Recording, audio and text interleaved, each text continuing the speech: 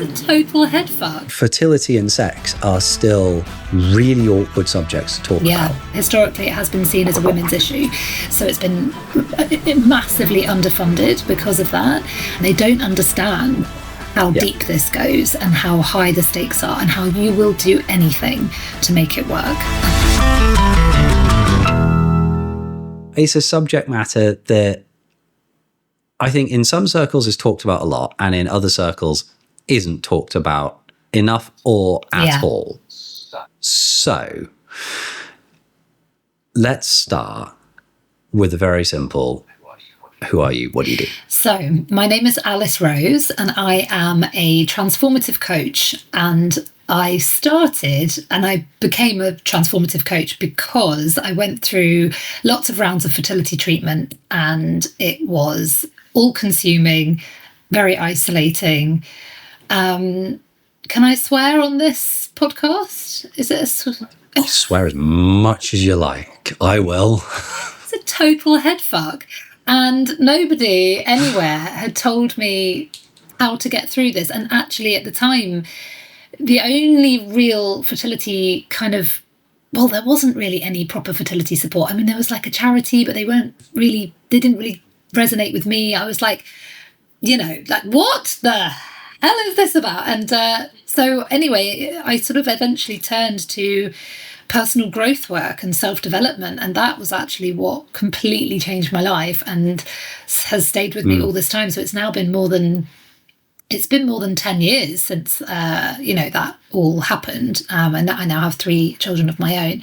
But I founded something called the Fertility Life Raft, and that's a lot of things. It's a coaching framework, which I've developed. It's a podcast. It's a membership platform. And I've done lots of campaigning and written a lot about fertility and tried to raise awareness. So I'm also a content creator and, a voice of the community, I hope, in some way. Well, it seems like it anyway. Researching this, I skimmed through a bunch of your podcast episodes, of which there are 60 plus, 63, something like that, which is impressive.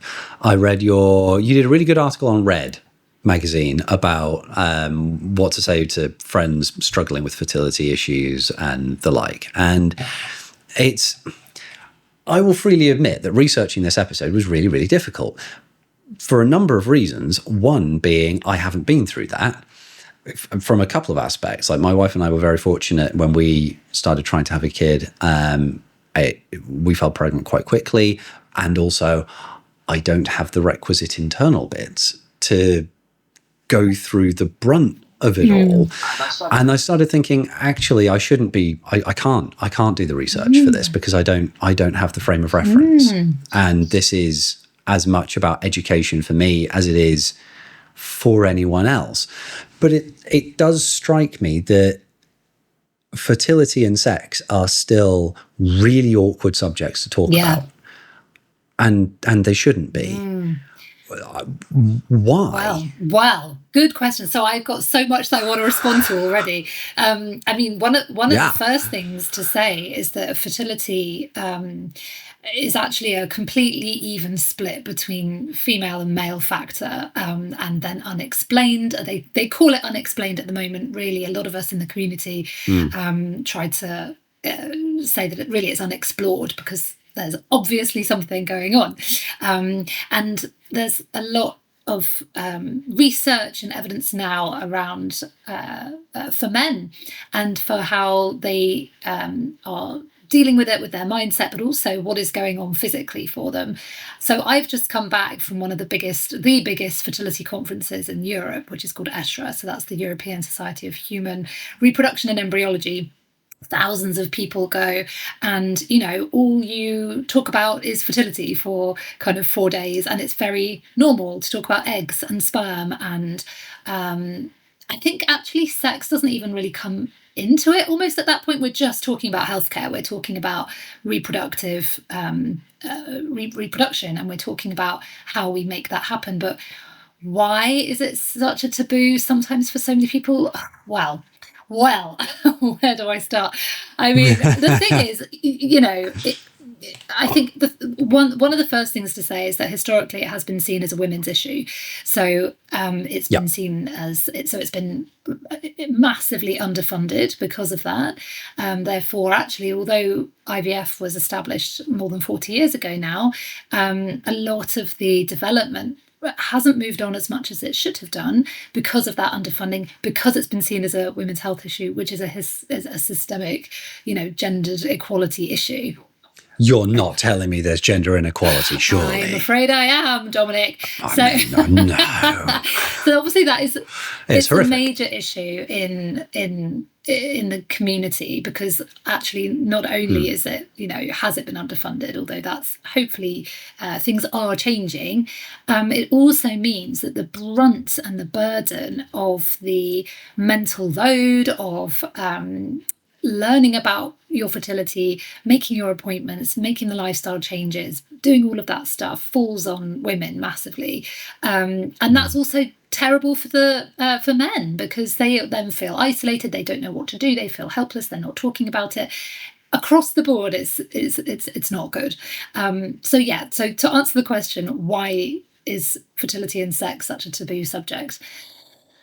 I mean, it goes back years, doesn't it, when we have felt like that's just, to talk about sex feels like such a personal and vulnerable thing to bring up, when actually we need to look at it from a healthcare perspective and from a really grown-up perspective, that this is something that not everybody, because not everyone wants to have children anyway, but this is something a lot of people are going to have to learn about, and really a fertility awareness should be taught in schools, not just preventing how to get pregnant, but how to get pregnant.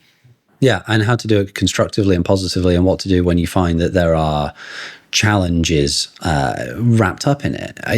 It sort of strikes me that there's a double-edged sword to the negative aspect of wanting to encourage people to talk about it, because it's so private and so personal, but at the same time, it feels like there's a lot of pride wrapped up in it. Like, I should be able to, and people feel, I wonder how much people feel wounded by that idea that they're struggling with something. Oh, definitely. It's such an individual experience, but yeah, lots of people do have that layer of shame on top. I can't do the one thing I'm supposed to be able to do as a woman, for example. And for men, there's the same thing. If they end up with a male factor diagnosis, that's incredibly challenging to overcome.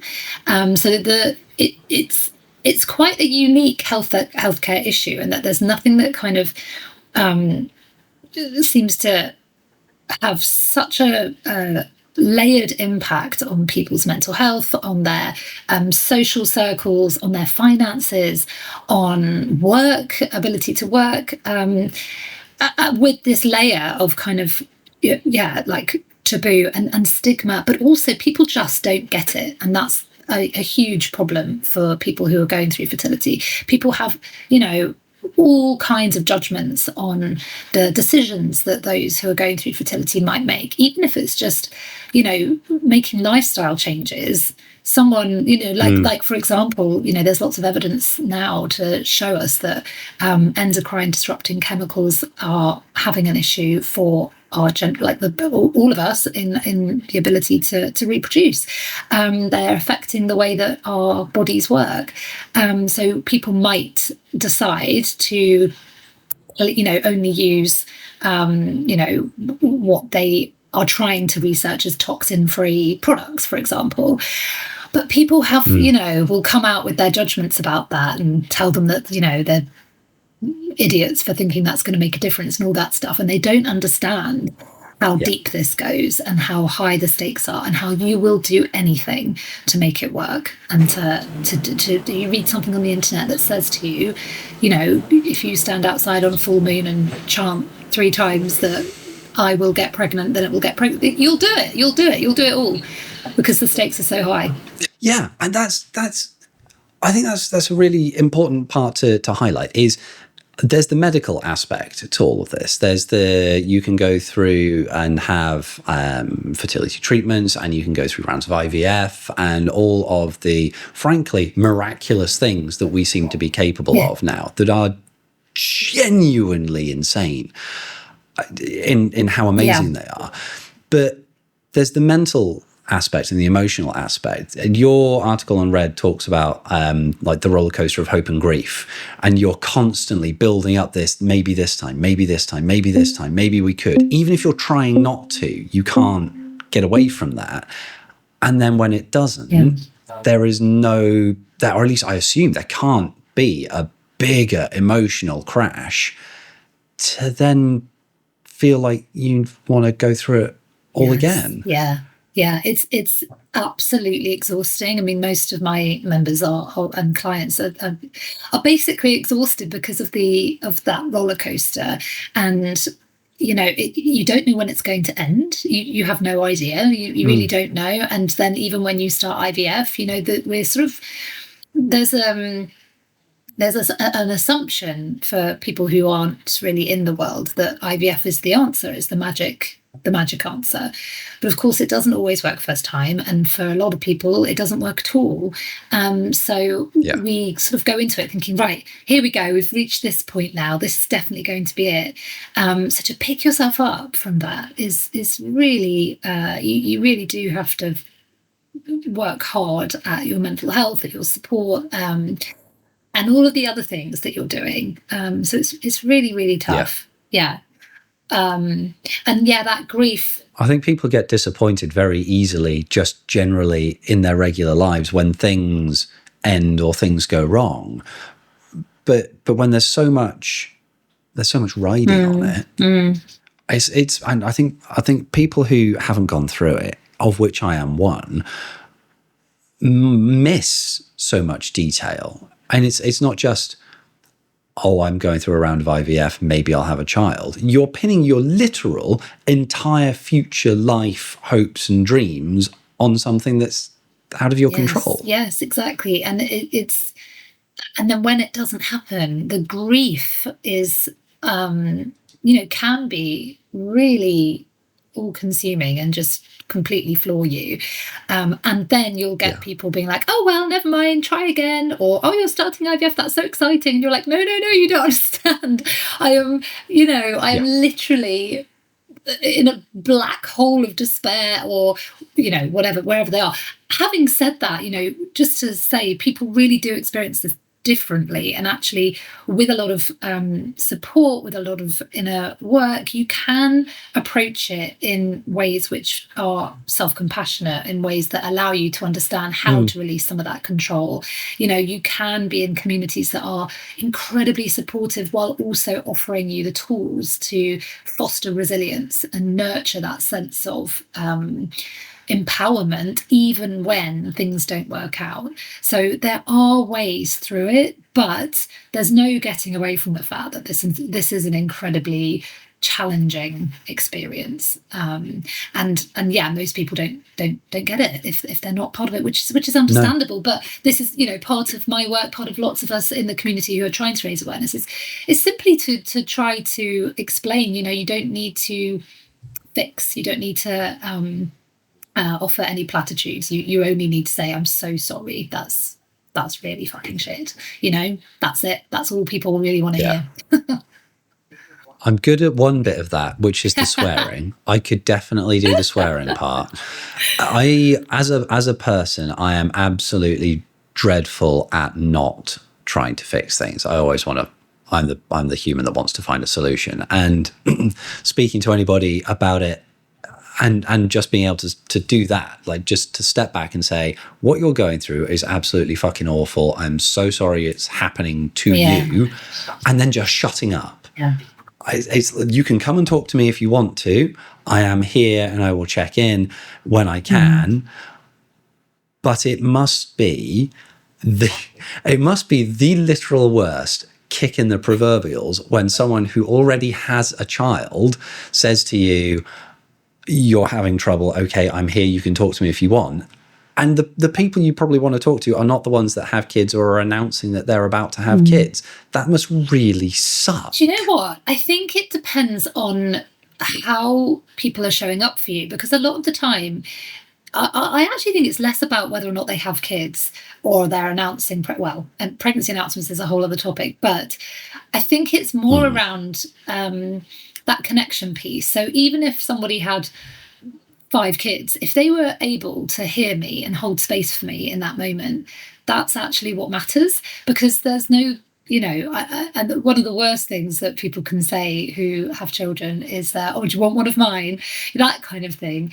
It's one of those things. So just, if anyone's listening, please don't say that. They do not want one of yours. And even the joke will probably not land very well. It just won't. It doesn't meet people where they're at. And that's all really people want is to be seen and to be listened to. So whether or not they have kids, sometimes actually isn't the issue. It's more about that. It's more about being seen and listened to.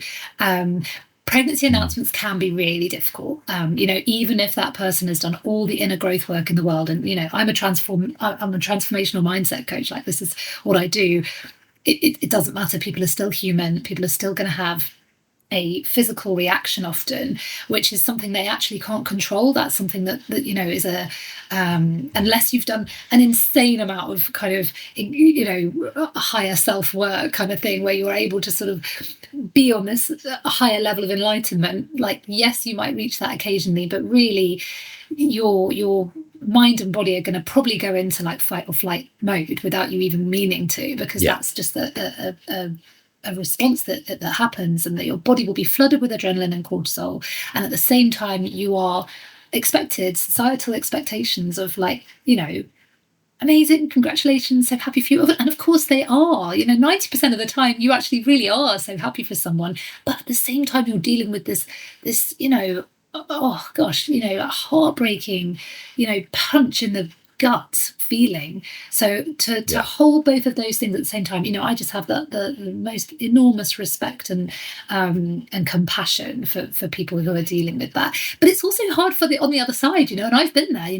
I've had to tell my community who I'm supporting twice now that I'm having a baby, and I know how that's difficult too on both sides. It's hard, but it's about sort of being truthful, really, but on both sides, and trying not to make assumptions on either side how it will be received, and just to be honest about it. I think that's the only thing that people can do, because you can get into a sense of, or a state of overthinking, or maybe by not saying I'm protecting people, but then when they find out, it hurts all the more. But you don't want to break it in a way that's going to make them feel bad. But then do they look up to the fact that, oh, actually someone who's gone through what I've gone through is having a child, and there's hope, there's success, there's an example. But then if it doesn't happen to you, what do you do from there? Does it hurt more?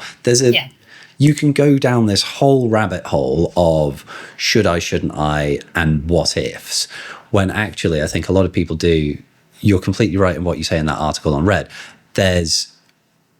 People don't communicate. And when they're going through something really difficult, people often, in my experience anyway, they shut down and they become reserved, where what you kind of want is to give them a platform and a space to say, I know that you're going to try and shut down now.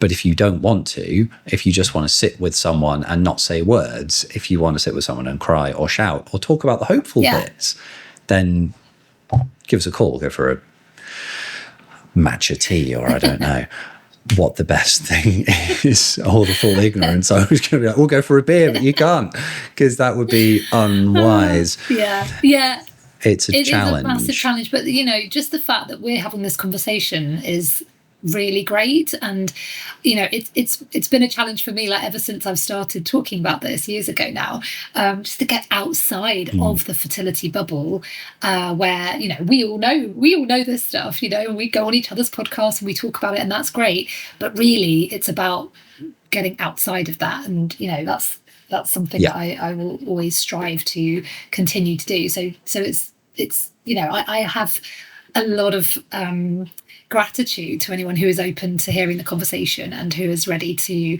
learn and to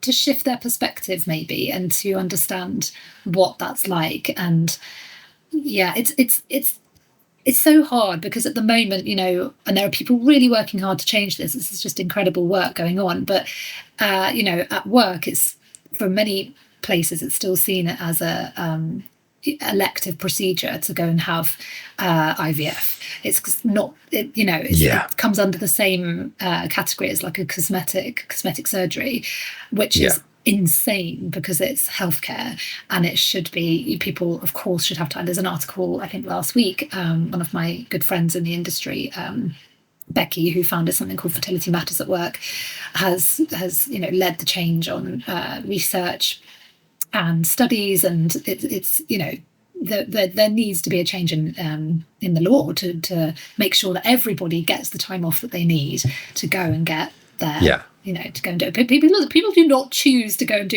you know, you don't want to go and do IVF. It's not elective. It's something that is necessary in order for people to have their children. It's funny though, isn't it? Because if you want to be really, really critical, every medical procedure is an elective medical procedure. You don't have to go and have your broken bone put into a cast. Right. You could just leave it. It will heal. It will heal badly and it will suck. But no one's forcing you to go and have your hernia sorted out, or have glasses, or whatever it might be. Yeah.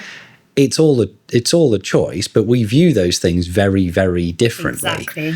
Exactly. And the support offered, you know, and it's a difficult one to compare it to, but, you know, should you get a cancer diagnosis, everybody understands what that means. Everybody understands how hard that is. And